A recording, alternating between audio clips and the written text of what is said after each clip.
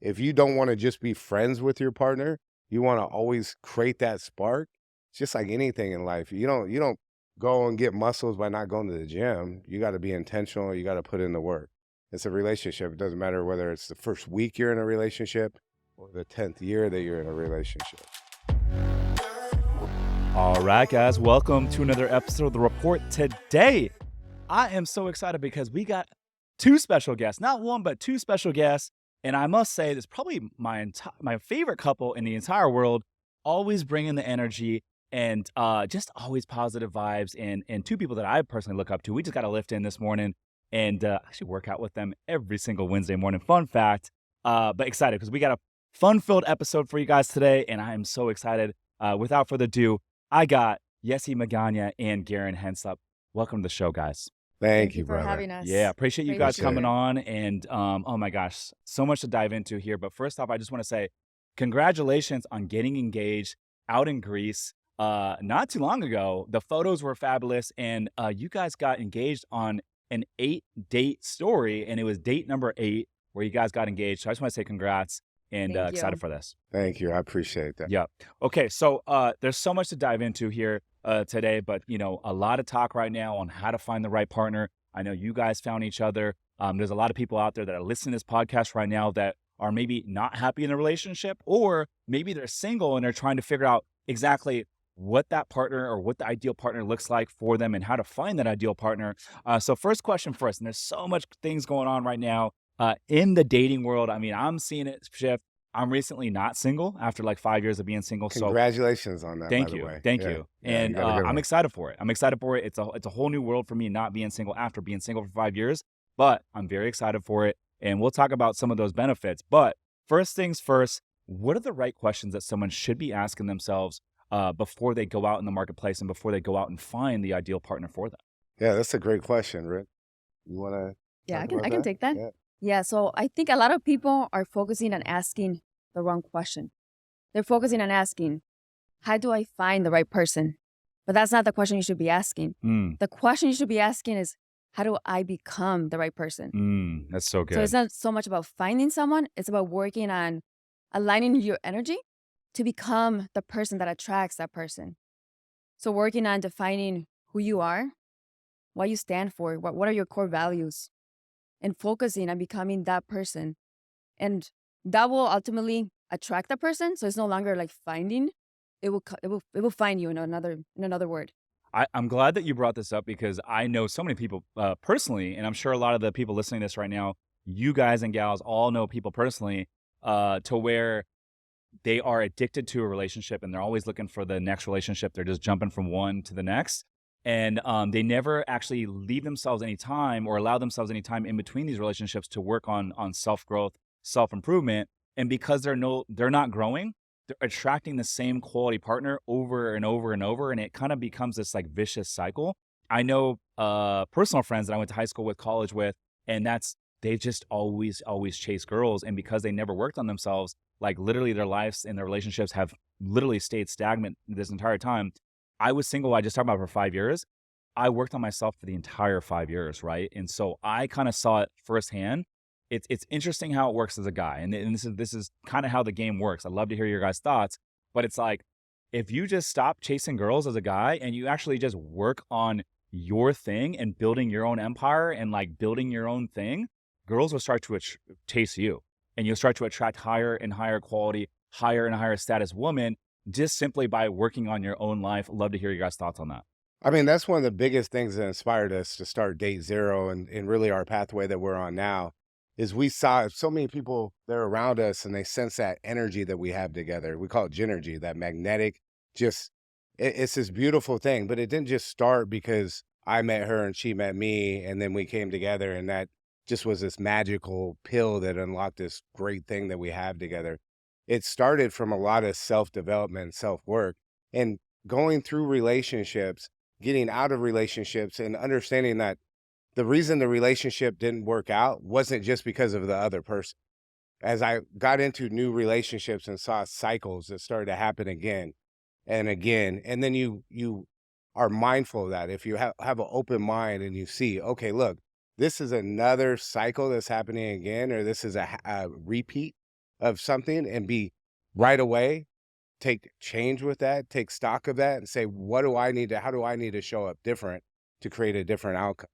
And so when I exited the last relationship I have like I'm really big on boundaries and I have non-negotiables. And I think when we show up and we know the value that we have because we're working on ourselves, that's going to attract people that have similar values. And it's going to weed out the ones that don't because we're not going to allow the same type of bullshit to happen in a new relationship that we have in a previous because we have that value within ourselves. Yeah, that's so good. So, a question for you guys. How does one know when they get out of a relationship if they need to take some time to themselves, be single for a year, 18 months, and to really work on themselves before they go out there and start dating again? Versus, like, hey, I don't need to work on myself too much. I'm ready to jump in and start dating. How does one realize that? I think one of the ways you know you have to work on yourself is if you're not clear on who you are, what are your values, your non-negotiables in a relationship, and what what you ultimately want to attract in a partner.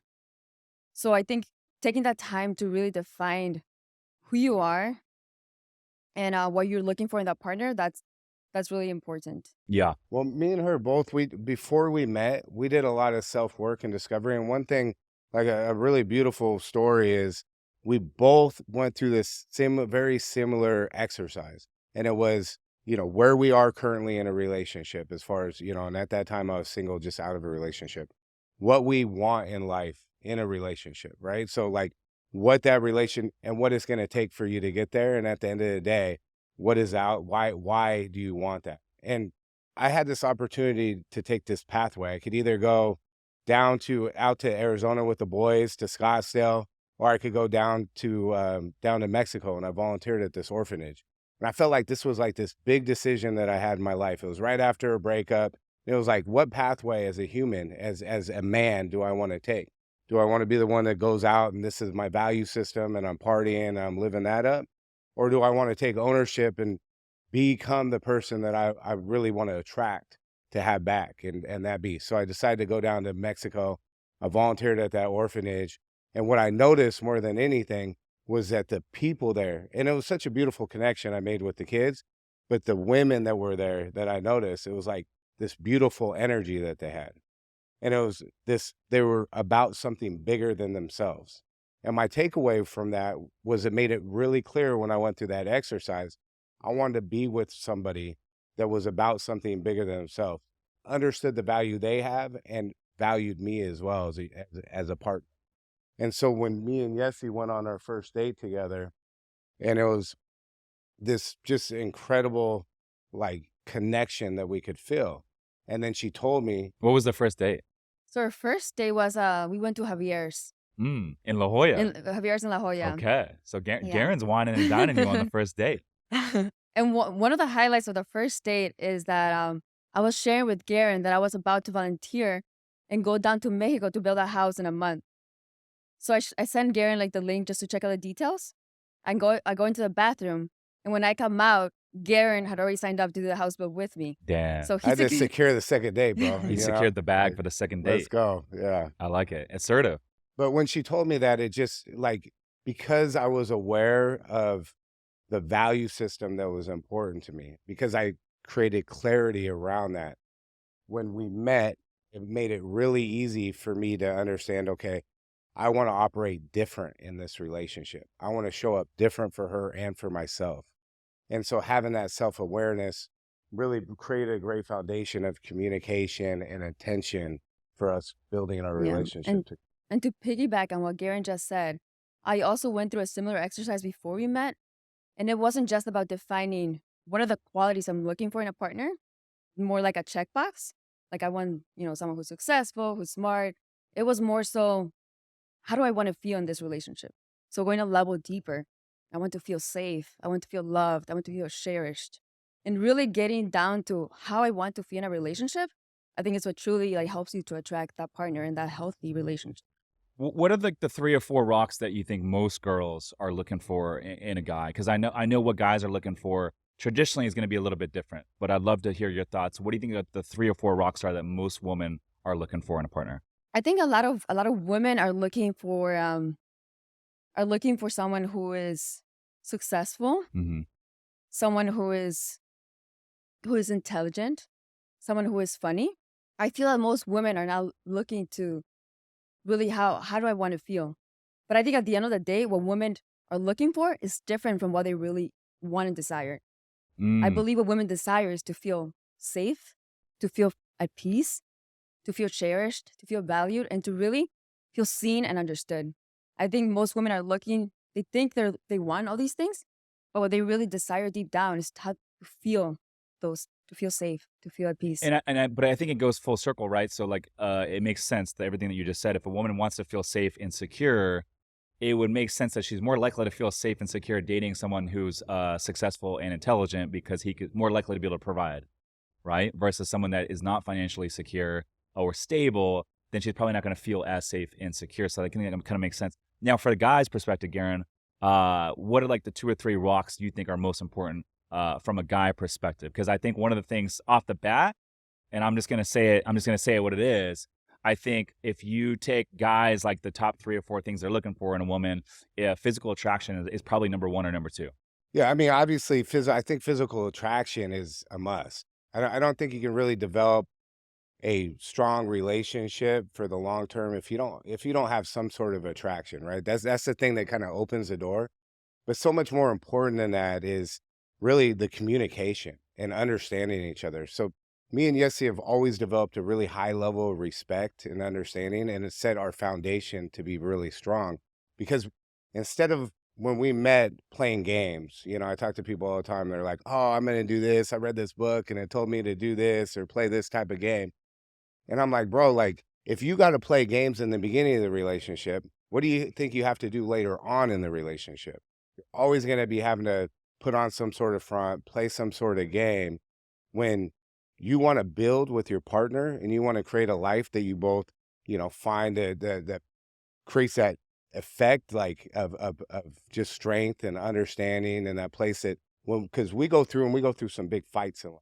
Mm. Like we're out there in the streets brawling and we're dealing with so much stuff. I'm sure you're Putting out dealing with fires stuff left and every right. day. Yeah. And if we go home and we got to put on some sort of front, then we don't have that safe place to go home to.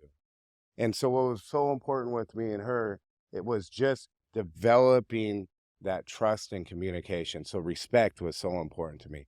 Trust is so important to me. And like I always say, masculinity is vulnerable confidence. Or I mean, I'm sorry, masculinity is yeah, vulnerable confidence. So Hmm. masculinity is vulnerable confidence. And what do So you mean when you say that? Vulnerable confidence. it is being open to expose yourself of who you are and taking ownership. Mm. So if there's things that you aren't perfect at, understanding what those are and working on them and owning them and not coming from a place of ego. So either one of us in our relationship come from a place of ego where it's like, hey, you got to do this for me to do that. We just want to show up and serve one. And that's been one of the real key parts of our relationship that's built success. But to go back on your question, trust, that's a big one. Communication, obviously, looks is important, but somebody that really shares that same value set that you do. Like if me and her both didn't love working out and love eating right, that would create a problem, a rift within our relationship. But it's so important to her. She's even more committed than I am on eating right, tracking macros, working out, having that plan. And all it does is elevate me. And I love that and I respect that about her. So that's one of those core values that bring us together. Yeah. For me, and I'll put it out there. I think the top 3 for me is very simple. So one, physical attraction has to be there. Without the physical attraction, it's never going to work. Number two, and this has changed for me. I used to think, this is when I was working my air traffic job. I used to think and value a woman that was like successful and had a high income because I thought, hey, dual income, we'd be able to do more things, we'd be able to travel and live a better lifestyle.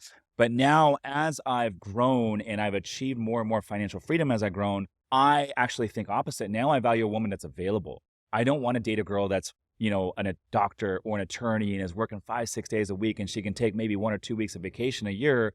And now I don't have a partner that I get to go like see the world with and travel and go do cool stuff with. I just worked my ass off to get out of that lifestyle.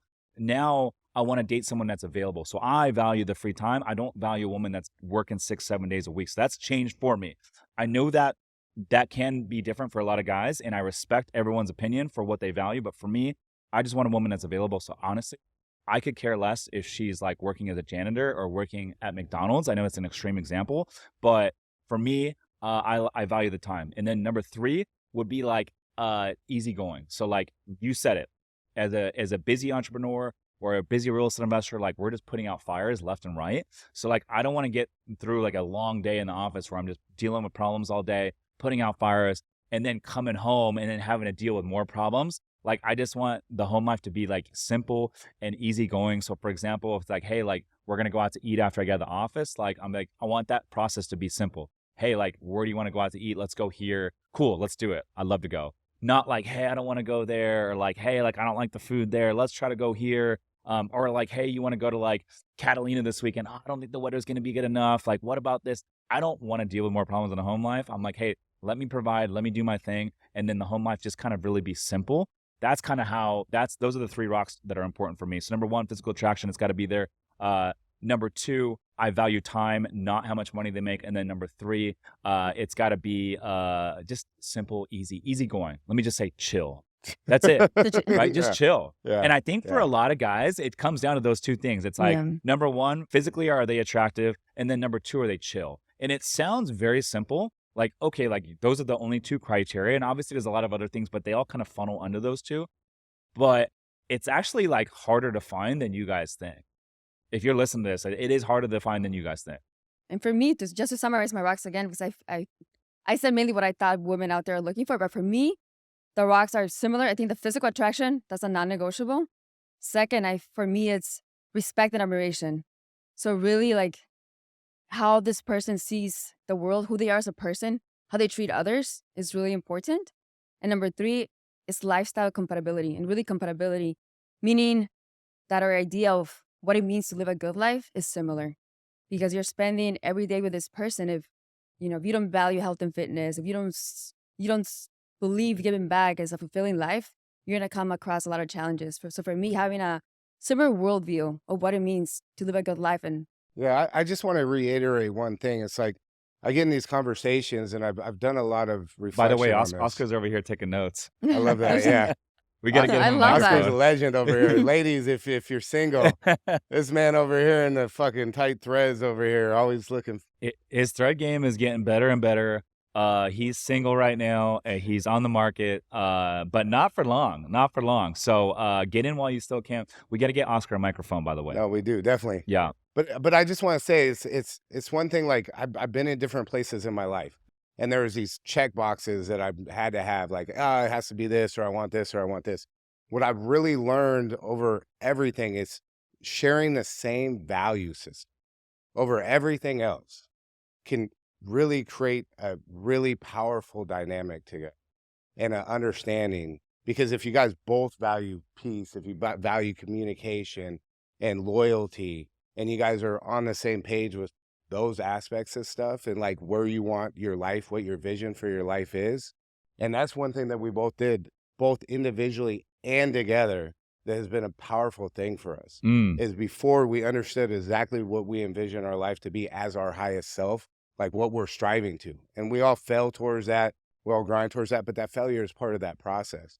But we both did it individually. And then when we came together, we also have spent a lot of time in developing out what our ideal life is and what actions have to be done, or what actions we are taking to accomplish that vision and paint that picture.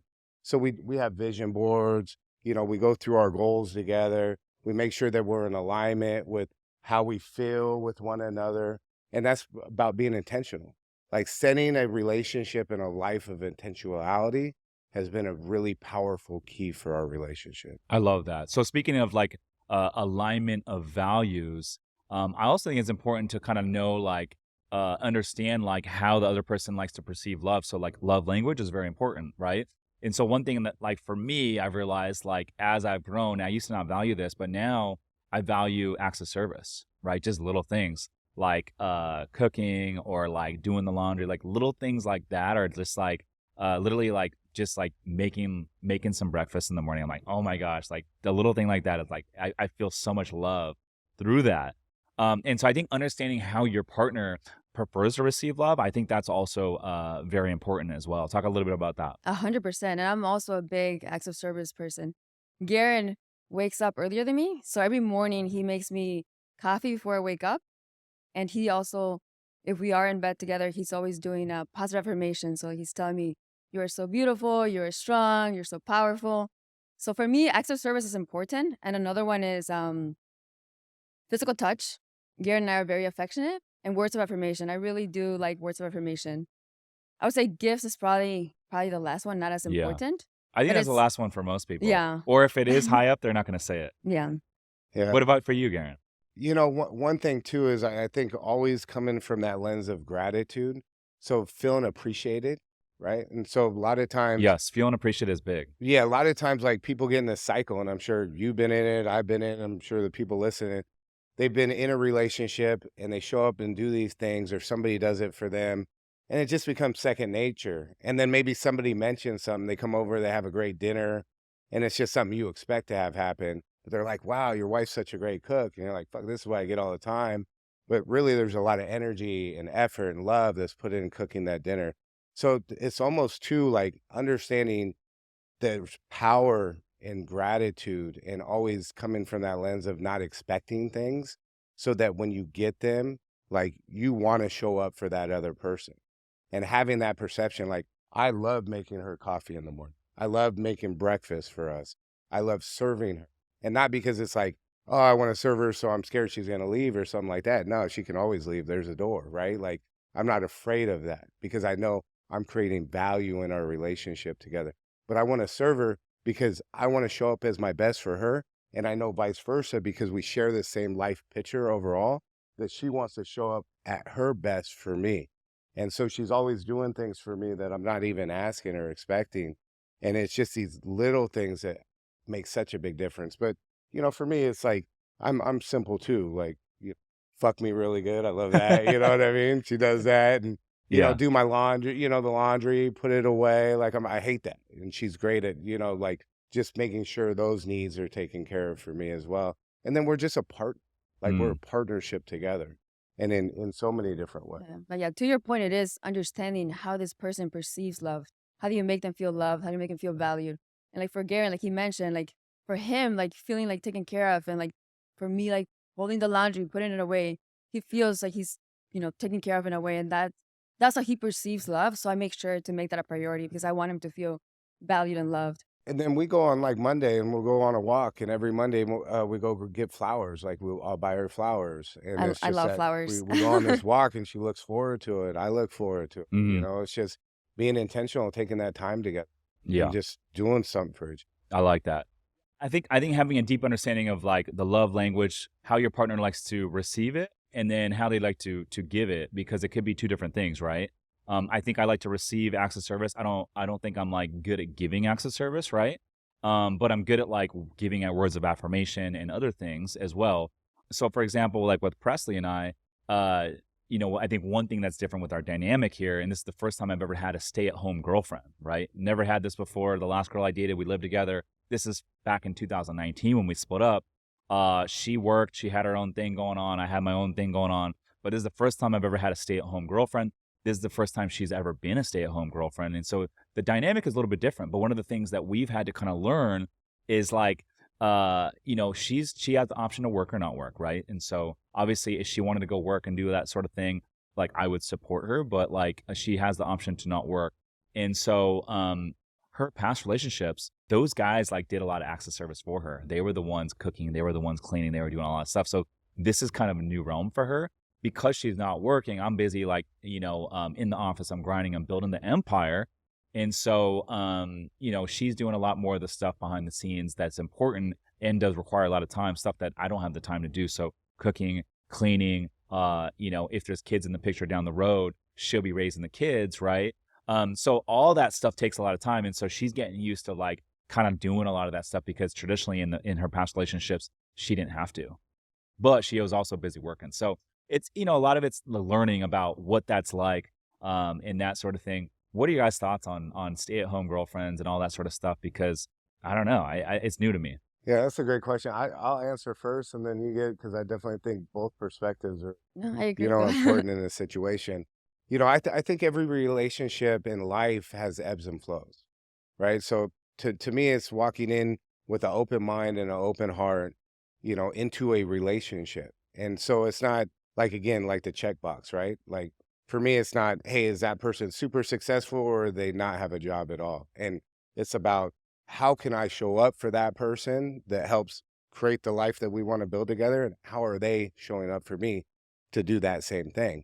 In some parts in life, we're going to be, as we're building empires or whatever it is, right? We're going to be ultra successful. Our time's going to be so limited and we need more support in certain areas. And if the economics and everything makes sense, that's, my ideal vision of life is I'm providing, I'm creating, she's raising the kids, she's taking care of the family. But there are ebbs and flows that come and go. And so when you're entering into a relationship, and I think having that preconceived notion of this is how this dynamic has to be, or I'm not with that at all, or that's zero sum, I don't necessarily agree with that mindset. I think as a man, we want to provide. Like a real man wants to provide and wants to be there for his family and be the leader. I was trying to look it up. I'm like, what percentage of girlfriends are stay-at-home girlfriends in America? I couldn't find it on my phone. So I was That's if a you wondering. good guys can find question. it on Yeah. listen to this podcast, I'm curious what that number looks like. But yeah, I mean, I don't know. For me, it's a new dynamic, but like I got to be honest with you guys, like I feel very fulfilled in this dynamic because there's a lot of things that she does that's like providing a ton of value that allows me to really focus on my highest and best use, and my highest and best use is building this empire. So I guess the question is, right? So if she was a stay-at-home girlfriend, but she wasn't providing you that value, right? Would that be okay with you? No.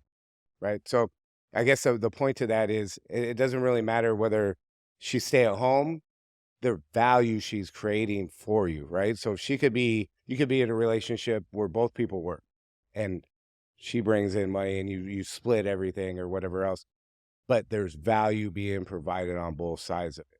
If you're in a relationship and you're providing all the value, I would say you need to get out of that relationship or reset what the boundaries are in the relationship.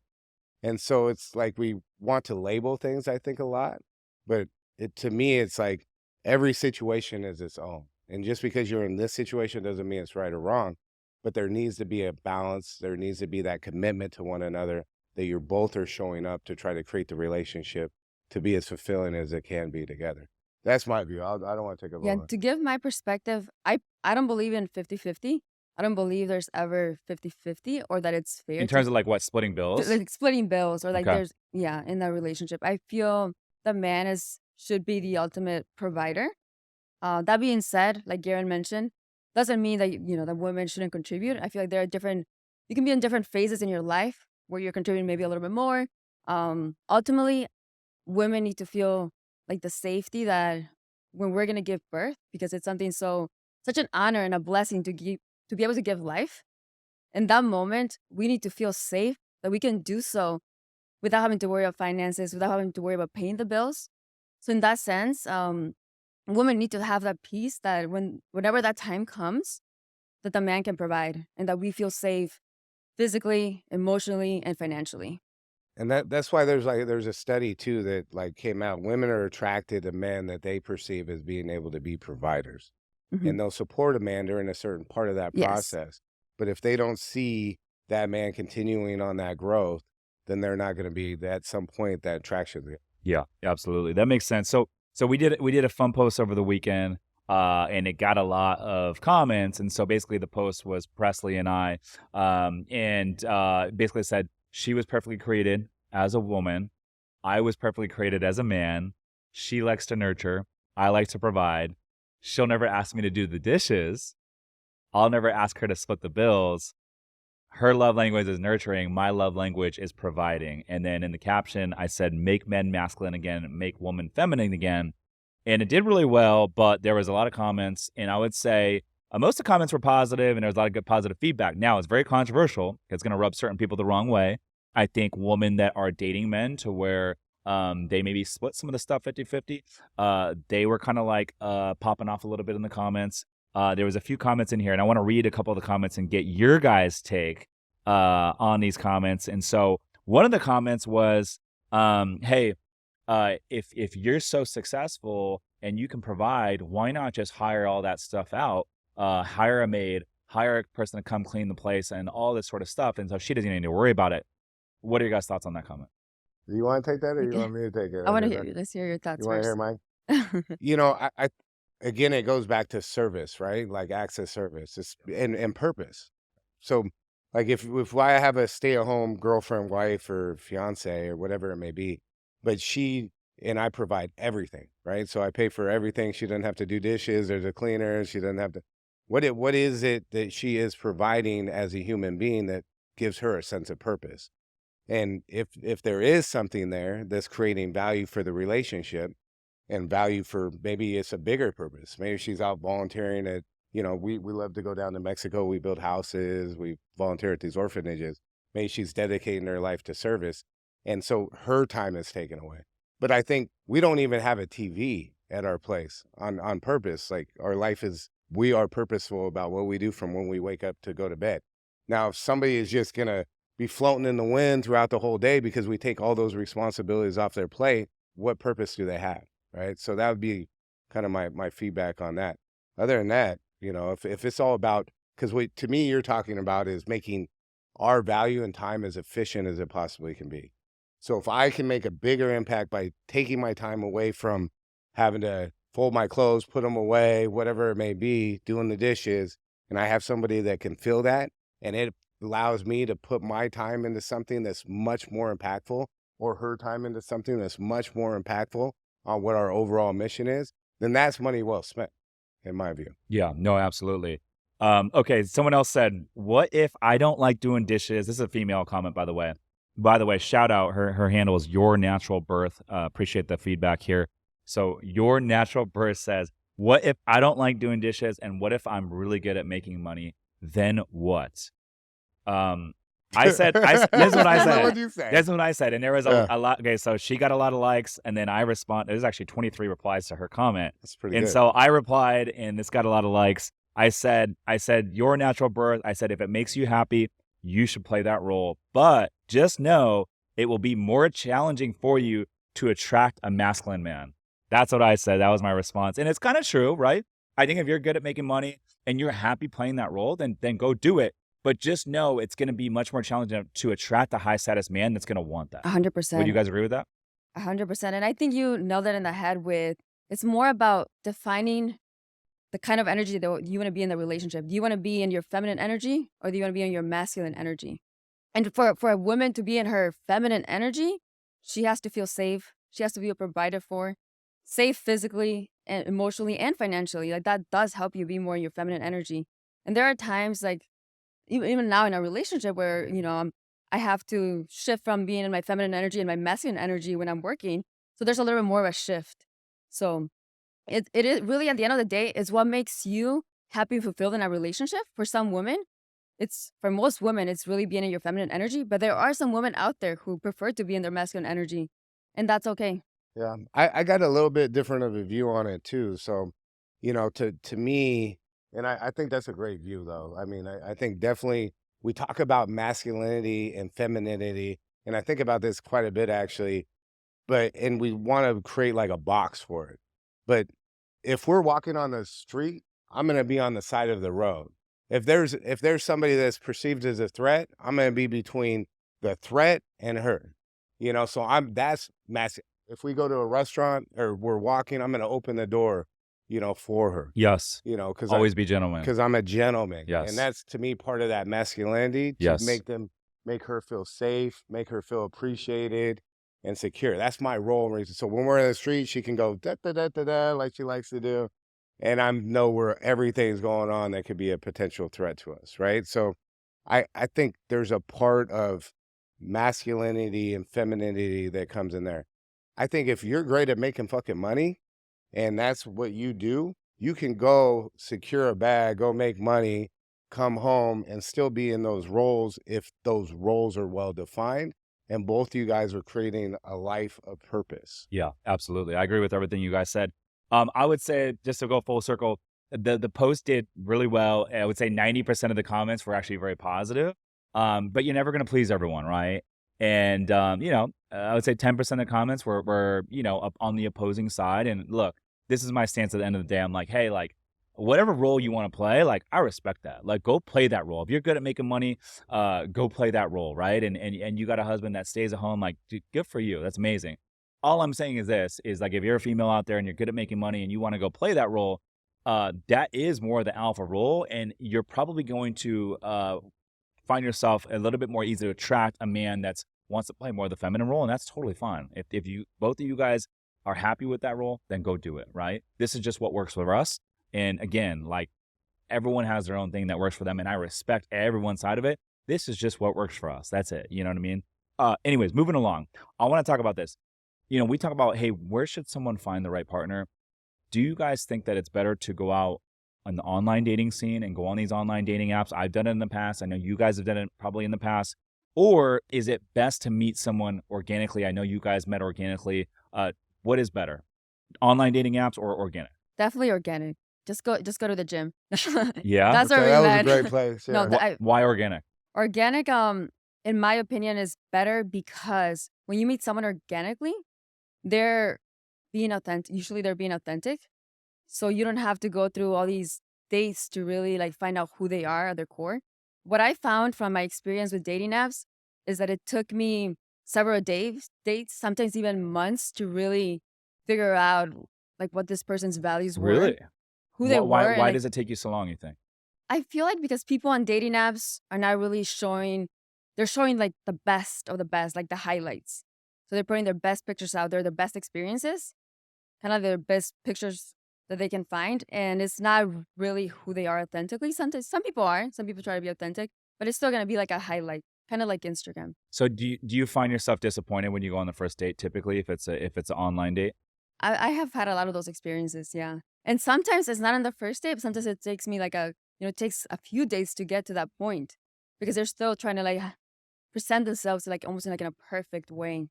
And when you meet someone organically, they're just being who they are. They're just engaging in an activity that they're passionate about or that they value. For example, like with Garin and I, we met at the gym. So I knew right away, like this person is someone who values health and fitness, who has discipline, who has, consistency, and who wants to take care of themselves. So for me, that was super attractive. Right off the bat, I know we share this foundation of shared values when it comes to health and fitness. Mm-hmm. Garen, what about you, man? What's your perspective? Because Man, a I know great you've done a question. little bit of both, Yeah, yeah. right? What's your perspective there? If a guy is listening to this podcast right now and they're single, what would you say? Hey, go on the online dating apps and just go ham, or would you say try to go hang out in areas where you organically meet Yeah, someone? so I just had a long conversation with my buddy about this, and he, he's reads books or whatever else about how to pick up girls or the strategies or whatever. I'm like, bro, like to me, like online dating isn't that attractive to me, right? Like I want to put myself in situations where I'm meeting people that are like-minded to me.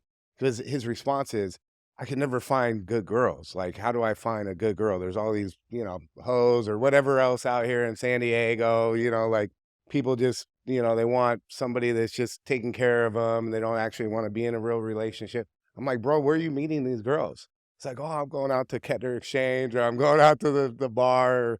It's like Hanging out in the wrong rooms. hanging out in the wrong rooms. Exactly. So big thing to me is I identified like when I was down at the volunteering at the orphanages and those women with this beautiful energy, it was just to me so sexy, right? It was like, I need to put myself in situations and places that attract that what reflects on my core values and what it is that I want my life to be like, right? So the problem that people have right now, I think, that we've really been diving in to solve, and that's like our whole mission now through Day Zero and Genergy, is they don't know themselves.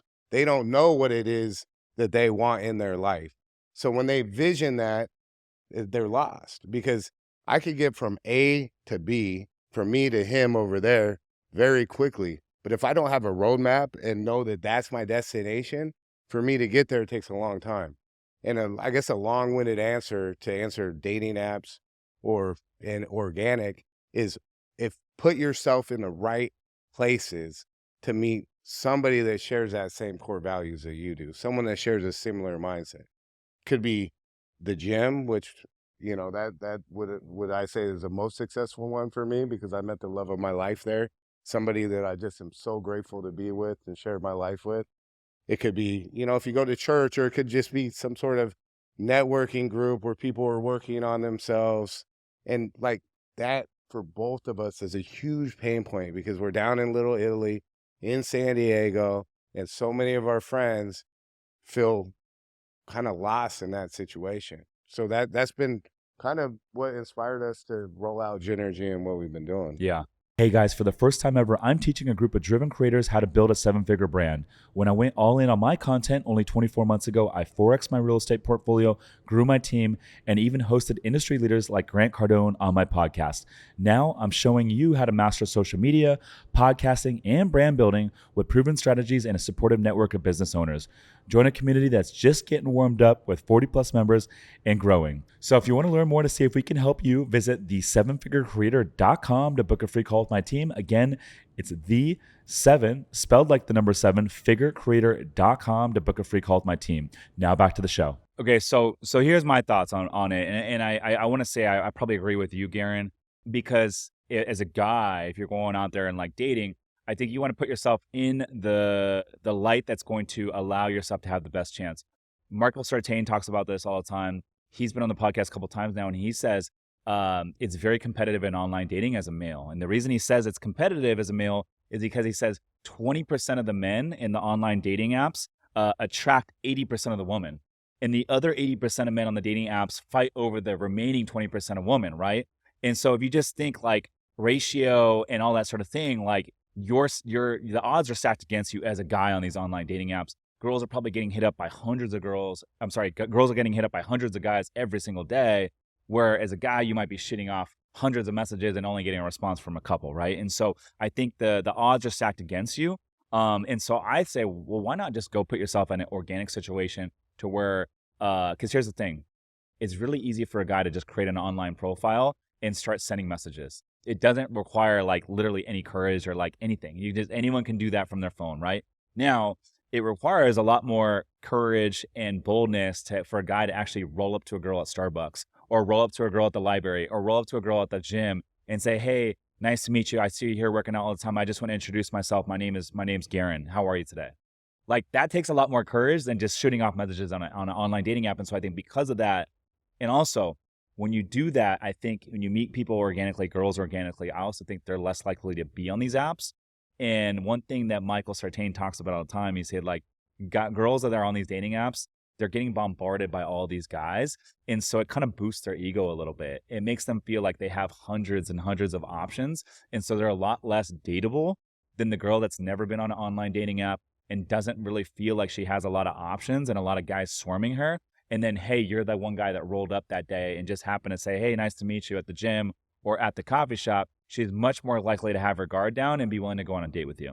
Well, and it's the other thing too, become the person that you want to attract. And what I mean by that, if you become that person, if I see, that somebody I'm attracted to, I have that confidence to go up and speak with her, right? There's not that hesitation or do I deserve that or all these negative thoughts that we have in our mind. And like you said, it's that 80-20 rule. 80% are going left. I want to go right. So if all the competition is on the dating apps, and I never really got into that as much, right? No. And 20% is like, that's if you respect somebody, and maybe you can speak about this. If I'm man enough and I have the confidence to come up and approach you in the right way, where it's not like, oh, you're fucking It hot. can't be Yeah, yeah. creepy. No, No. it's like, hey, you have beautiful energy or something about Yeah. you is unique Yeah, that is versus way more attractive than finding someone on a dating app. I also feel like when women are on dating apps, it sends a message to men that they're accessible to so many other men. And I think that decreases the value of the woman. So to be a high value woman, it means really I agree with being that. less accessible to other men. Like that really makes you more of a high value woman. So I believe it's sending the wrong message to begin with. Well, and as a man, I don't want to know that my girl fucked all these other guys, right? You don't want to, that's not what you want to be thinking about. You know No. what I Even mean? if that's not the case, like it's sending So a does message that does the body count matter? Does the body fuck yeah, the body count matters. Oscar Yeah, says that's yes. You say yeah. I yes. I definitely 100% agree to that because exclusivity is valuable for both men and women, right? Like, it got to a point as a man too, what I just don't wanna share myself with just Yeah. anybody. How many is too many? As a guy, you're going out there dating girls. Oscar, how many is too many? 20 is too many? That's the 20 is the cutoff? number. Okay, what about you, Garen? Man, that's a good question, brother. Michael Sartain says after 20, that the chances or the percentage likelihood that a woman can get into a marriage and not cheat goes down to like 17% or less if she slept with more than 20 men. It just goes back to our value system, Yeah. right? And so everybody that we are intimate with, everyone we have sex with, we share energy with. I'm a big believer in that. Like there's that energy exchange that happens. And if I'm just free to share that with everybody as a woman or really as a man, but as a woman, like a man's inserted inside of you, right? Like you're sharing more of that intimacy and energy in that way. I think there is this like it decreases the value of like what yourself in a way, and I don't want to say self-worth, right? Because maybe that's not right, but what that value system that you have and like that connection, because it's like everybody remembers the first person they had sex with, right? And we're right or wrong. Like you watching or you remember the first person you had sex with? You remember the first person? Everybody, but maybe not the second and the third. You know what I'm saying? So the more that you dilute that, the less special it becomes. And if your goal is to build a life with somebody and share something special, I think keeping that less diluted and available and accessible to people, there's as a man you find value. Yes, does body count matter for a woman dating a man? I don't believe the number matters. What matters is at the point when I'm, dating this man that he believes, the energy is sacred, is not a he's not accessible to other women and having that alignment, but I wouldn't put a number on it. Is more where that man is in his life. If at that point is a man who is dating around and accessible to other women, then that would matter. But it's more so if he with the point that we meet, if we have a mutual understanding that that energy is sacred, then for me the number is less relevant. Yeah. I agree with what both of you guys said, and I think this is actually like a real thing out there. Michael Sartain talks about this. He says like, once a woman sleeps with more than 20 men, she's more likely to cheat. But on the flip side, a guy could sleep with like 200-300 partners and have all the fun in the world, and then when the man hits a point in his life where he's ready to settle down, he meets the right woman, he can be 100% locked in, 100% loyal, and 100% dedicated to building a true family with that woman. So I think body count matters more for men dating women, and matters a lot less for women dating men. I think it's just human psychology. I don't know why that is, but those are the stats. Yeah, I mean, I 100% agree with. Yeah. Okay, so back to the online dating stuff. I personally think like, yes, I think the organic is the way to go. If you're a guy out there listening to this and you're like, hey, I want to differentiate myself from the rest of the pack and not do what all these other guys are competing over, I say go organic. And then what you said is true, Garin. And you said, put yourself in situations, maybe ask yourself, hey, the woman that I want to date, where do they hang out? Right. Because I'll tell you right now, and I've met girls at the bar, I met girls out at the club, and first and foremost, when you meet a girl out on Friday night or Saturday night at a crowded environment, a crowded venue where there's music, it's loud, they're getting bombarded by all these guys, right? And so they already have their guard up. It's like being on a dating app again. Yeah, It's like, they have their yeah. guard up, and so it's very very even if you approach a girl in that setting, she's gonna like assume, hey, like you're just another one of these creepy dudes out here that's trying to like fuck me tonight, right? And so it's gonna be very very challenging for you to break through in that environment. Now, on the flip side, okay, if you go meet a girl at a fucking Barnes and Noble or a fucking the farmer's market or a fucking Farmer's coffee market, shop, that's a win right, right or a there. coffee shop, Yeah. or at the gym, right? They're not going to have their guard up, and they're more likely to have their guard down and Or be a more grocery comfortable. store. Grocery store, they're much more likely to have their guard down and be more willing to have a conversation with you, and be more willing to go on a date with you. And I always say, like, for a guy out there, if you're like, hey, you see a cute girl at the gym, like, don't be the guy that like goes in day one, the first second you see a cute girl at the gym and just go in for it. I would say, hey, like, like maybe go to the gym for a little bit. This is essentially if this is your gym, and like wait for the girl to kind of notice you a little bit, maybe a couple weeks, 3 weeks, and then you can approach her and say, "Hey, I see you here all the time working out. I just want to say hi. My name is Garin. Nice to meet you." And then do a little small talk. Hey, what do you do? Blah blah blah. We should connect sometime. Are you on social media? Right.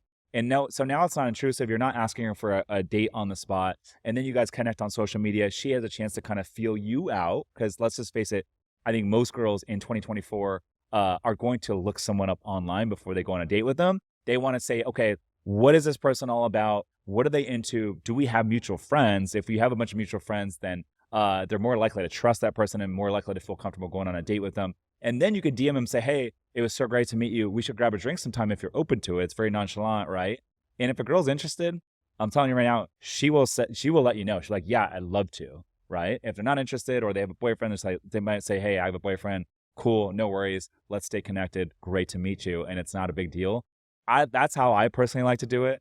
It's not like overbearing and it's like a little bit nonchalant. It's a little bit casual. That's personally how I like to do it. But, love to hear your guys' thoughts on that. Yeah. For me, as long as you're not interrupting me during a set or giving me tips or advice on my form, Oh, I don't yeah. mind. I don't mind if you come talk to me, even if it's like the first time you saw me at the gym. Yeah. Does Trying to correct you that's day kind one. of how Garen approached me. I don't know if it was the first or second time, but yeah, as long as you don't interrupt my sets and you come up to me in a genuine way and you're not disrespectful, commenting on my body or Mm. commenting on my form, then I'm That- open to. I would that- be open to it. That is the worst way that a guy could like approach a woman anywhere Yes. is be like, oh, like, man, I love Yeah. that booty of yours. Like, why do So, guys do that? I think part of it too is, men kind of are impatient. And so when we look at stuff from a longer game, Mhm. we're playing chess instead of checkers, then you start putting out moves that are conducive of you creating the outcome that you want. Mm. Right. And what I mean by that is if you're at the gym, instead of being so direct and, trying to, ask somebody out the first moment that you met them, you can always, if you know that they're going to be there, you're going to be there again. And if there's an opportunity that you don't know that, maybe then you do take that. But just plant seeds. Yeah, I You like know, that. Planting seeds is a beautiful thing, and then you till the garden and you water the garden, and then it sprouts into something. Ooh, that's Garen was good. a little aggressive though. Really? What No, did Garen not say to you? aggressive, but he was How did he very open it up? confident and direct. Okay. I'm usually very confident, right? Okay, what did he say to you? Well, actually, or a mutual friend made an introduction, but for me, at least for me, that was the first time I had noticed Garen. So it's not someone that I noticed at the gym before. Okay. So that's why it was more like he was confident because First I've time never you s- ever met him. I've Yeah. never- yeah, And what did exactly. he say? he was a mutual friend introduced us, and he was very complimentary about our energies. So the compliments were more around my energy, how beautiful my energy was, my presence. It wasn't anything physical. I really believe energy compliments are the best. I like that. That is the best. Like I gave you guys an energy compliment when we Yeah. started the show. right. We take a lot. We have a lot of intention around how we show up for each other, Yeah. for just every part of our life. And parts of life aren't perfect and they're hard, and you go through a lot of shit. But when you have a great partner to go through it together, and you're intentional about what you do, and if you're looking at that longer term lens to go attract that right person, I think the way that you approach them is different. But if I'm just trying to pick her up to, maybe, go bang it out one time and that's my whole goal, then the way I'm going to approach is probably going to come across that way. Right. So, being in alignment with what it is. Because what I find with men and a lot of my friends and everybody else, right, is like we go from that time, whatever we're in the certain part of our life, a season. And it's like, I just want to meet women and I just want to go conquer. I'm a hunter. I'm just going to go conquer. I want to, show my value, my worth that way. And then it's hard to switch when they get to that point, like what you alluded to. Hey, I ran through my 200 or whatever that number is that Michael Certain said. And now I'm ready to find my person that I want to build my life with. Now, if you have that, shift in your mind, but yet you don't shift your actions behind that on how you approach a girl or the environments that you put yourself in to attract them, you're going to have the same problem and the same issue over and over. And I might have 99 problems, but she ain't one, Yeah, so yeah. I'm happy about that. Okay, so I want to switch gears here. You guys, I've heard you guys say a list of different things that I find very interesting in how it pertains to dating and how to find the right partner for you. So I'm going to run through these, and then I want you guys to kind of like go do a little explanation of what exactly it means when you guys say this. So first one that I hear you guys say, number one is why your comfort zone is killing your relationship. What do you guys mean when you say this?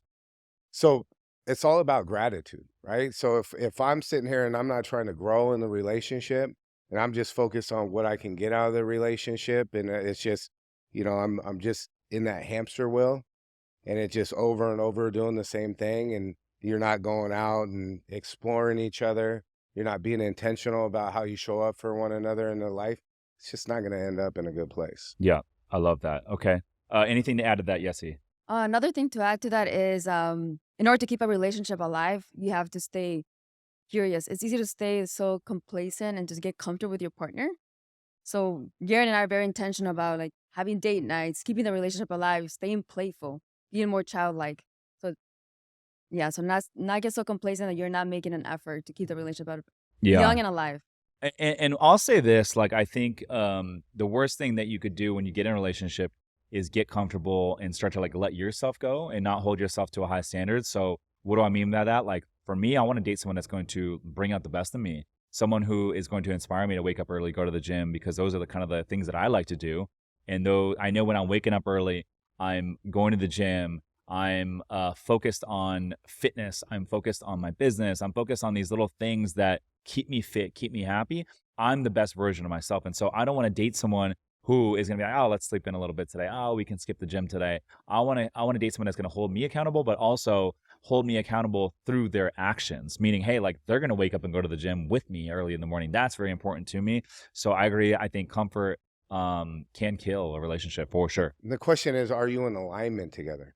And if you're not in alignment on those goals and those values and the way you look at life, can you become in alignment? And then if you can't become in alignment, do you have the balls or do you have the boundaries? Do you have that self-belief enough to say, hey, this is not the right relationship for me? Because you can't control what somebody else does at the end Mm, of the day. okay. Next up, you guys say you'll never feel good enough until you fix this, and it's not your mindset. What the heck does that mean? So most people feel that, you keep hearing this, change your mindset, stay positive, and that would change your life.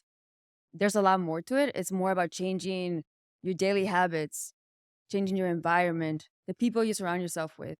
So no matter how like positive you are or saying all these like positive affirmations, if you're not surrounding yourself with people who are living by that and having cultivating healthy habits and being in an environment that's fostering really like the life that you want, it doesn't matter what like how much you work in your mindset, you're not going to create that the life and outcome and attract the right people into your life. That's one thing I love is like our Friday or Wednesday workouts, 5:30 in the morning, we got together. There wasn't a question to me whether when I went down there at 5:30, you're going to be there.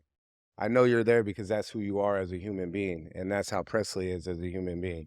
And we showed up because that's who we are. And we surround ourselves with people that show up for themselves and show up for others. That elevates everybody, right? So it's putting yourself in those right environments. Yeah, I love that. All right, next one. The real reason self development feels like a waste of time. Talk about that. So self-development is typically more individual focus. So focus on you bettering yourself. But the more transformative work happens when you're a part of a community. At the end of the day, we all crave connection. So having that support system, having a community where you feel uplifted, where you can share that, it's really going to promote that growth even more than self-development ever would. Well, and how many times have you started a new habit, a new diet, or new something that like you're all excited about, and then 2 weeks into it, you fall off of Well, it? you see it I see it every single New Year's. You go to the gym and you're like, oh my gosh, who the heck are all these people? The gym's completely packed, and like you haven't seen 80% of those people ever. And then you come back February 1, and none of those people are there. Yeah. And so it only lasts a few weeks. So me and her, we align very well on, how we set our days and our intentions. And we have a whole morning routine that we do. We have a night routine that we do. And that's a big inspiration of where the Date Zero journal came from. And it's not just a journal, it's a whole experience. But the whole premise of it is to create that accountability. So we gamify it. So you have points that you get for taking these daily actions. And then you have, just your page is like a normal journal you fill out, but it's so much more than that because every day you're prompted to take, we call them DGAs, daily gratitude actions. And so through those actions, you start rewiring your brain to create these wins and create these habits through gratitude. And it becomes a very powerful thing. And our goal is really to create that ripple effect that just starts small and then expands out and changes the world. But it takes one person at a time to start adopting. Yeah, and I think that's the key to transformations, taking action. So it's not just journaling, meditating, like listening to self-help podcasts, reading books. It's really like taking that action. So Mm. that's what's different about Date Zero and what we do every day. It's all about that action, boss. Let's go. I love that. And a question for you guys. So I know you guys had this 8 dates that you guys went on, and it was a book, and then you guys got engaged on date number 8. What are those 8 dates? And maybe for someone listening to this, would you recommend, or maybe for me, would you recommend Maybe for someone you, bro. Let's going on go. these 8 dates and replicating what you guys did? So the first question, the 8 dates, it starts with trust and commitment, conflict resolution, sex and intimacy, work and money, family and growth, adventure, spirituality, and dreams. Mm. And what's beautiful about 8 dates, right? So John Gottman is the author, and they're just savages. They've done all kinds of research, thousands of hours, and putting people in these controlled environments or uncontrolled environments that they're monitoring and seeing how people, and they can predict within a very high rate of whether a couple will be successful or not. So they developed these 8 date structure, and this is really what inspired the name Date Zero, because that's the first date within yourself. But they develop this 8 date structure with a partner. So it doesn't matter if you're new in a relationship or you've been married for 10 years. Like if you want to have those conversations, reestablish that connection, because how many times do we go out on dates, but then we really don't know deep down about that other person? And then you find out later on, oh, fuck, I didn't know that. Or you want to understand, where does this outlook come from? So it dives into your childhood. What is your family, your view on family like? And then my family, I grew up just me and my dad. My mom, she, had different priorities at that time, right? And so she had a family that she was the youngest of 9. Those are different dynamics. Those are going to cause different views and looks and feelings and maybe childhood trauma from different things that come out. It gives us a structure to have those conversations. Maybe money, maybe one of us looks at it very scarcely. Maybe one of us looks at it very much in abundance. Well, why? Why do we have that perception of it? And so when we come from the place of understanding and asking why, it changes the whole conversation. And it doesn't make it feel judged. Like, Rich, I'm not judging you because you have that view compared to what I have the view on, right? And if we could all there's a lot of conversations if we could have that perspective on it. I think, our world would be a lot different. But individually, that relationship's the most important one. Number 1 is the one I have within myself. The number 2 indicator of success is going to be my partner, right? And so knowing your partner and the reasons they are a certain type of way has a lot of value. And we started our relationship. You want to tell them about how Yeah, so Garin asked me to be his girlfriend on the first date from the book, and he proposed on the 8th date. So the book really, like, to piggyback on what Garin said, really makes it fun to have these difficult conversations. And really, these are the fundamental questions that you should ask yourself before deciding if this is the person for you, if this is the person you want to spend the rest of your life with. So I think it was a perfect way to to propose on the 8th date. I love that. And you guys got engaged in Greece. Where in, was it Santorini? Santorini, yeah. Okay, I Yeah, love Santorini. Okay, so real quick, how long have you guys been dating when you guys went on date 1 where he We asked you to be were his a girlfriend? month into dating. Really? Okay, so Garin relatively already quick. thought we were boyfriend and girlfriend. Got it. Yeah, so we So you sat like to there. move quick. Yeah, no, when I know what I want, bro, Yeah. I go for it. So, Yeah. but you know why? Because I knew what I want because I did the self work and Yes. so it was very clear. And I was dating, right? Like I was very successful in dating. Like I had, like, it was like, once I met her, it was like, I didn't want nothing else, Mm. right? Like I knew I was in alignment. And then we had this conversation, and I didn't mean to interrupt you, but we had this You're good. conversation. And it was like, hey, I'm dating other people. I didn't want me dating other people to fuck up my opportunity with her because she is very strict. Like, this is non-negotiables. This is this. So I was sitting there thinking to myself, like, if I'm out and she sees me with another girl, is that going to mess us up? And, having that conversation, she was like, "Oh, well, if you're dating other people, I think it's healthy that I'm dating other people." And then I had to check myself. It's like, do I want to see her out with somebody else sharing that type of moments or whatever else? I was like, fuck no, I don't. I think there's a phase with every like relationship to where maybe for the first 2 or 3, for me, like I would say 2 to 3 months is probably right for me to where I'm like, okay, is this the girl that I want to like commit to and make like get into a committed relationship with? Now, I side with you, Garen. I know within the first month if it's for me or not. I know within the first 2 or 3 dates with if it's for me or not. And if it's not, then I'm not going to continue going on more dates. I'm just like, to me, it's not worth it. But I'll say this. I think there's a phase in like the first 2 or 3 months to where you guys are hanging out 4, 5, 6 nights a week. And it just kind of goes without being said. Like, hey, like she's probably not going on other dates with other people. And I'm not going on other dates with other girls because we're hanging out 6 nights a week already, but we're not committed yet. And then 2 months goes by, 3 months, maybe 1 month in your guys' situation to where you're like, okay, like, hey, like, will you be my girlfriend? Like, I want to be committed. Let's do this, right? Well, it And wasn't even that, right? So we had the conversation about not dating other people.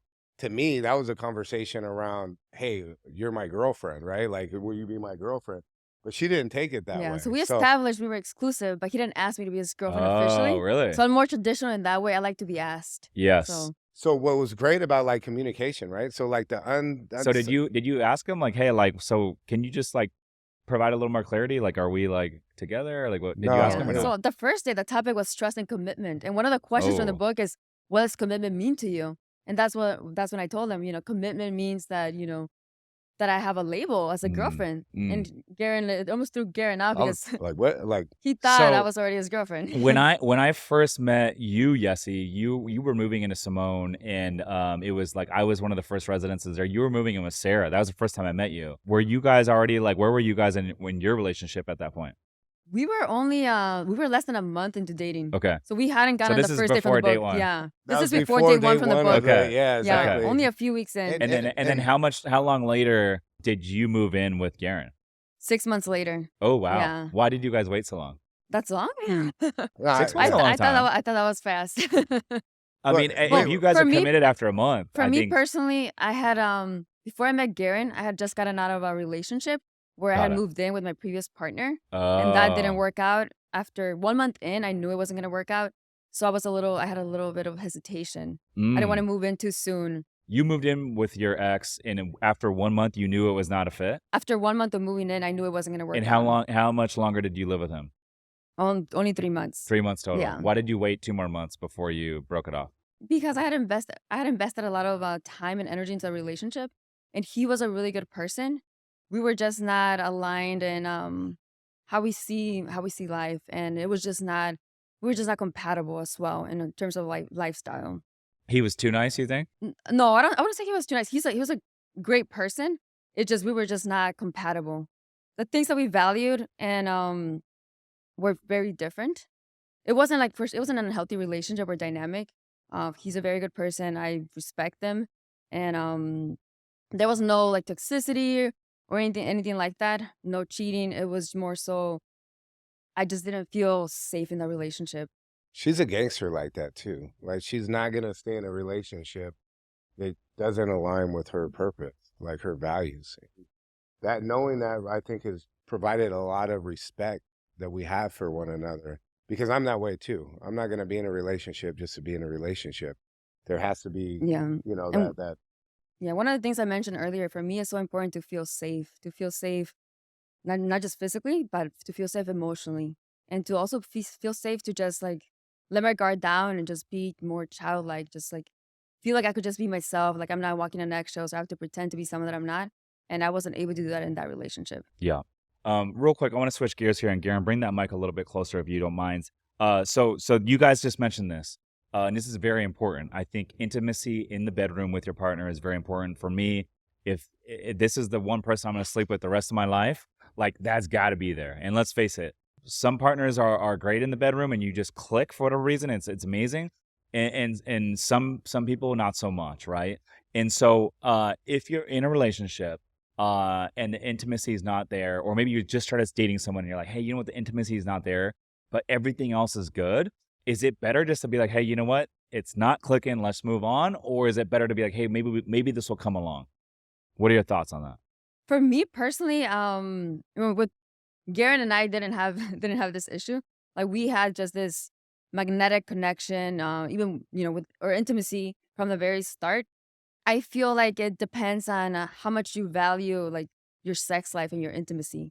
If that's something that's really important to you, it's probably if you're not finding that connection that you're looking for, I would see that as a bit of a red flag. But if you're someone who maybe doesn't value that as much, values, maybe other things in a relationship, such as like compatibility and wanting to build a life together, whatever it might be, I believe there could be ways to work on it. So I believe it's how much you value sex over other things in the relationship. For me, that would be a red flag if I'm not able to connect with my partner sexually. Now, what about you, Garen? I think in the common theme here, I think one of the most slept on things, just in general, is communication, bro. So like if I can't communicate what my needs are, and I'm not a man enough or confident enough to be able to communicate that, then I can't really expect that sometimes. And sometimes you just have that dynamic and it just really flows.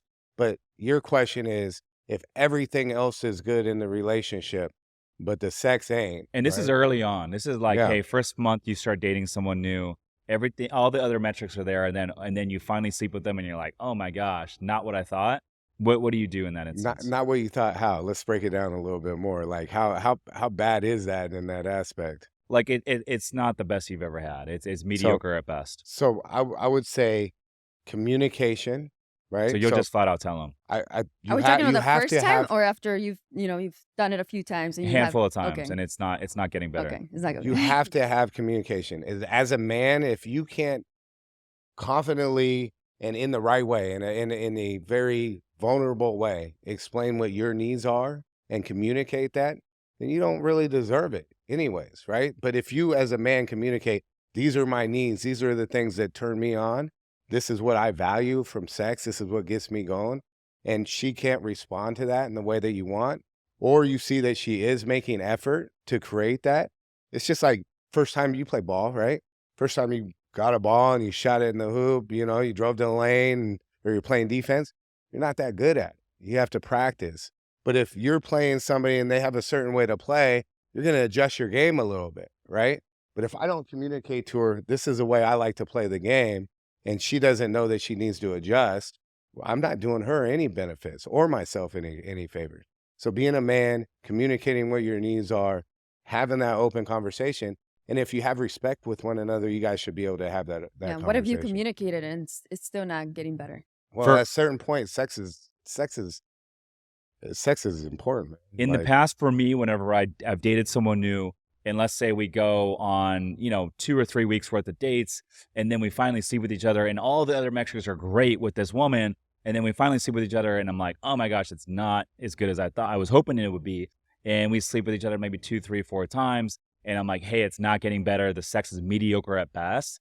I've always just kind of cut it, and I'll usually frame it like this. I'll say, hey, I had an amazing time getting to know you. I think you're an amazing woman. But I don't feel a strong connection from like an intimacy standpoint. And for those reasons, I think it'd be better if we just be friends. And I'd love to be friends with you moving forward. And I just kind of frame it like that, right? And because I feel like the intimacy part, it can't really be taught. You either have it and you click or you don't. I don't feel like it's something that like you can like coach someone and be like, all right, like overnight they're gonna be like, they're gonna be better at that. So and it could be you too, right?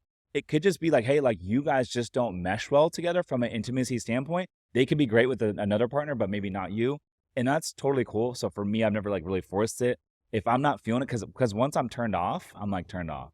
I'm like, it's not gonna be there for me. So for me, I've always just cut it, and I'll say, hey, like I said, hey, freaking had an amazing time getting to know you. But I don't feel a strong connection from an intimacy standpoint. I don't feel like we're aligned in that regard. What are the chances we could be friends? I mean, what if they say no? So the They've always said yes. I think it's They've hilarious. always So said like There's yes. you're gonna get a bunch of hate mail, like, oh, he just called me out and said I was shitty in Yeah. bed. But great question. I do think there are two different parts to intimacy. I think there's like that connection that you share with somebody that is an intimacy aspect of it. And then and that's like that bond, that love, that touch, just like Yes, mhm. being vulnerable with one another. There's intimacy in that as well, right? And so sharing things that are very uncomfortable to share with somebody, that's intimacy in a different type of way. Now, when we're talking about sex, but if you have all that stuff and now you can communicate, but like, And I won't tell these girls like, "Hey, like the sex is." I don't Yeah. want to are you like. And just trying to figure out how I'll to just say exit out from an relationships? intimacy standpoint, right. and they can figure out the rest, Yeah, right? you're not gonna have this fiery physical connection with everyone, and that's okay. No, And and I that's do totally think okay. if you value physical touch and You got to sex, have it. then you need to have it. If it doesn't develop over time, that's a bit of a red flag. Maybe this is not the right person for you. That's Yeah, what And and that's okay. You can have a great I wouldn't say on relationship the with the first other time though. sex and Yeah. it not mhm, be, So, sexual, right? there's some mhm. Like, people who don't value, sex as much in a relationship. They're okay with that. I'm not. yeah, I'm Yeah, I'm a very sexual person. I think you're a very sexual person. Like, but not everybody values that in that way, right? But yeah, communication and teaching, like sharing with each other is big. Like I like communicate. You know what I mean? Like totally. this is what I like, this is what I don't. I want her to tell me this is what she likes. Yeah, and sex This can is what always she get better, doesn't. but if you don't have that initial like fiery connection, like there has to be some passion to begin with. You can always make it better and communicate to make it better, but if you don't have that connection, you can't develop it. I don't. I guess the question is there that attraction? Hmm. Or is it just the sex isn't good and that's more like playing basketball, you're just the technique's not good. Yeah, I think for me, like if the sex is bad and like we sleep with each other 2, 3, 4 times and it's not getting better, I'm like turned off and I'm like, hey, like it's just not gonna work. So I'll cut it in a very, very nice manner, like I just alluded to. Now on the flip side, sometimes you get to it and you're like, oh my God, like you just click for whatever reason. And it's just like super passionate and you just want more and more and more. And like it just gets better and better and better. That's where the relationship can go from like good to, oh my God, like this is someone that I'm really gonna date. This could be someone I potentially marry. And from my past relationships, the ones where like the sex has been really, really good, those relationships have always been my longer term relationships for whatever reason. It's just more intimate and it can get you through a lot of like disagreements that you might have because or challenges that you might have because the intimacy is there. So I think it's very important. So another question for you I guys on agree this with that. topic. This is an important topic for anyone that's listening to this right now and they're in a long-term relationship. Maybe they've had a boyfriend or girlfriend for 3, 4, 5 years. Maybe they've been in a marriage for 10, 12 years and they're like, hey, like we're only having sex once a month, right? I've heard of relationships like this where they're like, I haven't fucked my partner in 4 or 5 months now. And like that aspect of the relationship is completely gone. They have no sex life, no intimacy. What are some things that they can do to correct that? One of the things that works really well for us is to have an intentional date night once a week. Mm, So this is a date night that we plan. So every Wednesday night, Garen and I go on a date night, and it helps to keep that like passion alive. It helps us to keep an element of play in the relationship. And it also helps us to stay more childlike and more curious about each other. And that makes you more attracted and it kind of creates the environment for more sex and intimacy to take place. mm. And it's a ripple That makes effect sense. after Hmm. that too, right? So it's not just and a lot of people are like, "Oh, fuck, I'm so busy. I don't want to create. I got to schedule a date night, and I don't want to put that effort. Let's just flow." But life happens, bro. And like, if I can't make a priority of me and her, like, if my most important relationship I have besides the one with myself, that's an indicator of my success in life, that the person I want to have my children, if I can't set and schedule, just like I do going to the dentist I can't set and schedule intentional time that she knows no matter what else is going on, it's not going to interrupt this because you are that valuable to me. If I can't do that, what message does that send?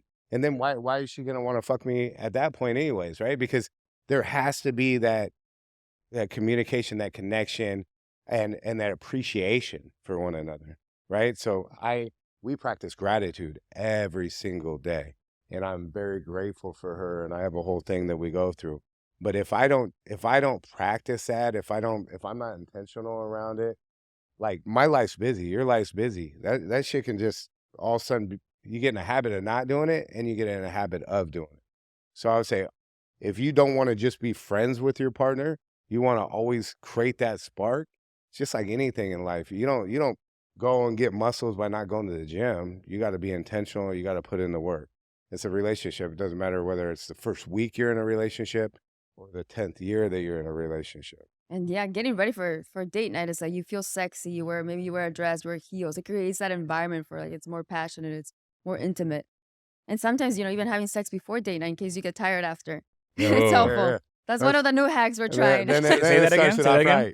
right. having sex before date night. Oh, before because you get too tired You after. might get 'Cause you tired go out, during date night have a and then long you come date. home. Okay. Yeah. Then, So then do you it don't have that before. pressure It also on you, sets the tone right? for the date night. certain Yeah, people, yeah, right? yeah. So like you create that intimacy ahead of time, and then you relax. Like my man over here, he's just chilling, Oh, he's been half taking notes. asleep, But then you're just chilling, right? And then you get to really enjoy and connect with each other, and Mhm. then probably you may do it again, and then it Before and carries on. after is good too. So I mean, we Before, love. during, and after. Yeah, I mean, we love sex, so like that's a big part of our relationship is like intimacy. okay, I like that. Another thing for that is spending time together in bed. So if you can What do align, you mean by that? so going to bed together and waking up together. It may not always be, but the more time you spend in bed together, the more likely you are to have sex and be more intimate. Mm. And that doesn't mean that you're sleeping in all fucking day because we No. don't do that. And Garen Right. wakes up before me. So we usually go to bed around the same time. Yeah. We don't wake up at the We same go to time. bed together, right? I Yeah, get you up wake up at earlier 3 than- o'clock. I wake up at like 3:30. Yeah. And every so morning, how many or hours are you 4. averaging a day? I don't know, like probably 5 or 6. 5 or I'd say. 6? Yeah, 5 or Okay, 6. well, what do you do at 3:30? It's a great question. So I wake up, I go turn my dry sauna on, and then Infrared dry sauna. I got an infrared dry sauna. And then I'll go through and I'll grab my journal out and I'll start. And it just depends on kind of where I am from a mindset standpoint. So sometimes I'll wake up at 3:30. And this was when I dove in and made this, I was just inspired at 3:30. And I had to grab the laptop and I just had to go to work. Like I had this thing in me that just couldn't, like, had to get out. Right. So sometimes I'll wake up because I'm inspired around something and my mind's going. Sometimes I'll wake up and I'm stressed the fuck out. Right. So the weight of the world, I feel like, is on top of me and my mind's just trying to solve every problem I got. So I got a routine that I do when that happens. And it starts with turning the dry sauna on, jumping, grabbing my journal so I can write kind of what's on my mind. Right. And then I meditate. So meditation helps. Meditation makes a huge difference. And sometimes I'll do some breath work too. And then I'll go in this dry sauna because it takes a little bit of time for it to heat up. And then usually once I'm out of the dry sauna, she's up. And then we Gym. start. All right. No, we do abs. At home. Yeah, we Before do the it gym. first thing because movement. Mm. Getting movement first thing when you wake up has power to it, right? It shifts your mindset, and then I'll make us coffee that has MCT oil. What's your guys' take on morning sex? Because obviously you talk about movement. Morning sex, is that a healthy thing? I love mornings. Yeah. Yeah. Yes. I do too. We don't usually have sex like in bed because Garen has already woken up like hours before me. But usually as part of like our morning routine after I wake up and go through it. I need to like I like to have a So little bit you of time guys to are like wake up. typically having sex every single morning before you start the day. Not I wouldn't say I would say every morning, single but morning. more mornings than not, Yeah. for sure. And one thing that's really funny though is like I'm all energized, and then we have sex and she's tired maybe. And then after she's energized and now I'm tired. It's an like energy transfer. Energy transfer is like real, but we have a whole routine that we built it, and I have a couple different variations based on because I had a real problem with waking up and just like feeling like the fucking world's gonna end for a while with everything I had going on in life. I went through a lot of different things, in a 6-month period. I went through my grandma that was like my mom growing up, dying, to going through a divorce that I was in with my business partner that like created a lot of issues. And then within that same 6 months, my dad raised me by himself. He passed away. And I was thinking I was going to be able to spend more time with him. And I was, during all that, managing 100 employees through COVID, just pouring my cup all the way.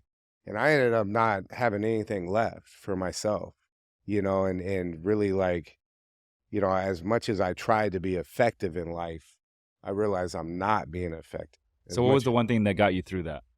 It was creating a morning routine. Okay. That was the most powerful thing I've shifted in my life because I take this block of time and I dedicate that to me, to refilling my cup, no matter what's going on in the world, no matter how bad the rest of the stuff is, it doesn't matter. I am worth it to spend that time to refill within myself. And there was a point in time where I didn't feel that way. And I got to a really deep, dark place. And that's why, like, that perspective is so powerful. And that's why sharing these practices that we put together Yeah. is So so speaking of important. that, and that is very, very powerful. I'm very excited for what you guys are rolling out. Talk about the Genergy effect. You guys have a podcast. You got the Date Zero journal. Everything that you guys are doing. What is the Genergy effect, and what exactly does it mean? So the Genergy effect, it really starts with you. It starts with being in alignment with yourself, meaning you know who you are, you know what you stand for, what your value system is. And that is this magnetic energy that is also amplified when you're in alignment with your partner. So when you find your person, someone that you know without a doubt is your person, and you have this confidence that no matter what challenges or problems life throws at you, this person's gonna have your back, you're gonna have theirs, and you can do anything. It's almost like this energy that makes you feel like you're invincible together. And it's an effect because it's magnetic in nature. Other people around you can feel it and they're attracted to that energy.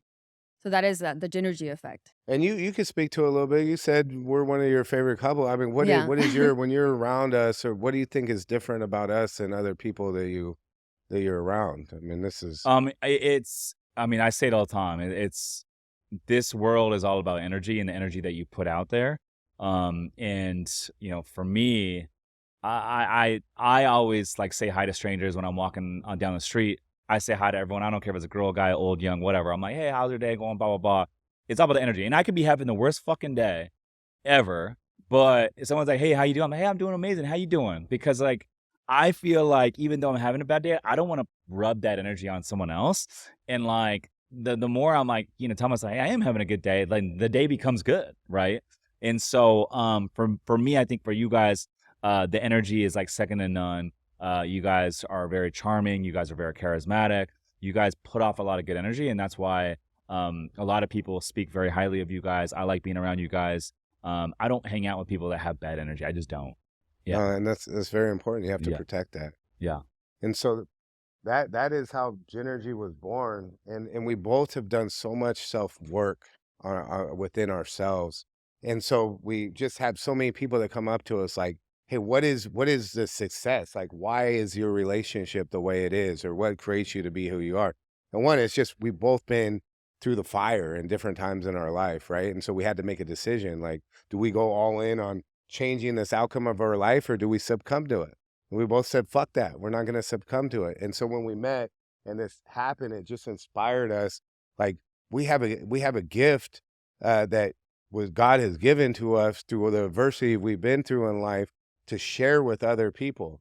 And it starts with building a community and building a community that people feel supported within. And it's not like I equated like people used to go to church all the time, right? And so they had that community, they had that structure. People that some people still go, some people aren't attracted. And we're not trying to create a church. Let me be clear about that. But people don't have that community and that structure of like maybe they have their boys, maybe they have what that is like focused on certain areas, but it's just focused on self-development, reconnecting within yourself, like solving, these issues that we have in our mind that we create. A lot of times problems aren't even really problems. We're just putting our energy there. So it's creating alignment within yourself. We're rolling out Date Zero. That's going to start January 15th. That's a 45-day like gratitude experience. The big difference is we've all done these different things, right? Gratitude, we've had a journal, we went to counseling. This, what I love about this and why I'm so excited about it, every day you're prompted to take action. So instead of just saying, hey, I'm grateful for this, you're taking action, kind of like what you said. I'm walking down the street and I tell somebody, hi, I say something nice to them.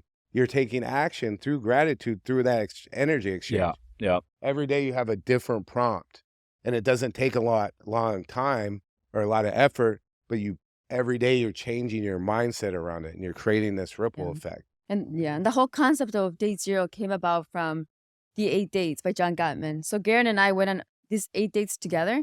And we thought, wouldn't it be amazing if there was a date zero? The most important relationship is the one you have with yourself. So date zero is all about dating yourself, really getting to know yourself at a deeper level, getting to, deepen that relationship with yourself first and foremost, but also deepening that relationship you have with others in your life and with the world. And And that can be creating your like mantra and your creed. Like we used to have a family creed, and so like developing your value system that way. And what's super exciting that we're really like excited about is remember what we were just talking about as far as like how do you go meet single people that Yeah, are like-minded? We're gonna help solve that problem as with the well community. with the community. I love it. So day zero is the first entry into Ginergy, and then we have these additional pathways, and one of them will be like that intimacy pathway. But so Garin, Yesi, I appreciate you guys coming on the show, dropping so much value. I have no doubt that you guys are going to touch and help a lot of people with the Genergy effect. Where can the folks get in touch with you if they want to learn more, they want to connect, they want to learn more about Date Zero Journal, the Genergy effect, all that good stuff? Ginergy.com is our website. And then you can also reach us on Instagram at the Ginergy Effect and our individual at Yesi Fit and at Garin Heslop. and Ginergy is Gynergy. There it is. He's Garin Heslop. She's Yesi Magana. I'm Rich Summers. Listeners, thanks for tuning in. We'll see you in the next one. Peace.